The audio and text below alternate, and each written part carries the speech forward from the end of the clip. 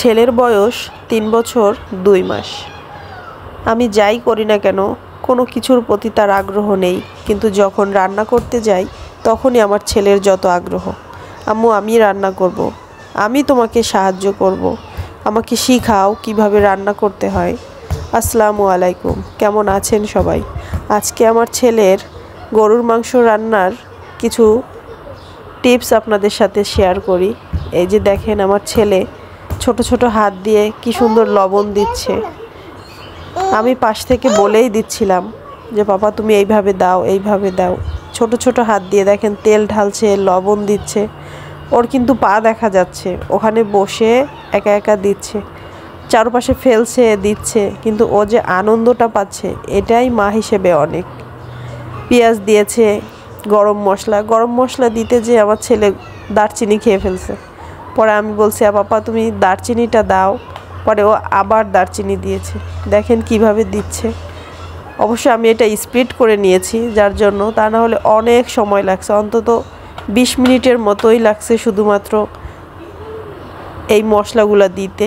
তারপরও যে আগ্রহ, এই যে হলুদ দিচ্ছে, ও কিন্তু সাথে সাথে বলছিল যে আম্মু এটা কি এটা কি, আমি সব বলে দিচ্ছিলাম। ইভেন আমি যখন প্রতিদিনের রান্নাও করি তখনও আমার ছেলে চেয়ার নিয়ে যেয়ে দাঁড়িয়ে থাকে, আম্মু আমি রান্না করব। ছোট হাতে একদিন মানে আগুনের ধাপ লেগেছে, তারপরও সে রান্নাই করবে।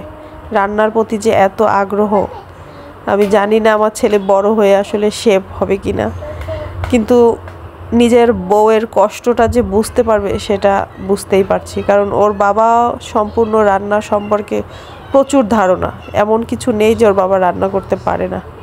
তো হয়তো সেখান থেকেই এটা আসা, তবে আমি এটা সাপোর্ট করি। এই যে দেখেন গল্প করতে করতে দেখেন সব কিছুই দেওয়া শেষ হয়ে গেছে। মিক্সটা আমিই করেছিলাম, কারণ ওইটুকু মানুষ তো আর মিক্সড করতে পারবে না। ও ছোটো হাতে এই যে দিচ্ছে, মরিচ দিচ্ছে, আমি বারবার না করছি পাপা তুমি দিও না, ও দিবেই, এত বাধ্য। এই যে দেখেন সব কিছু দেওয়া শেষ।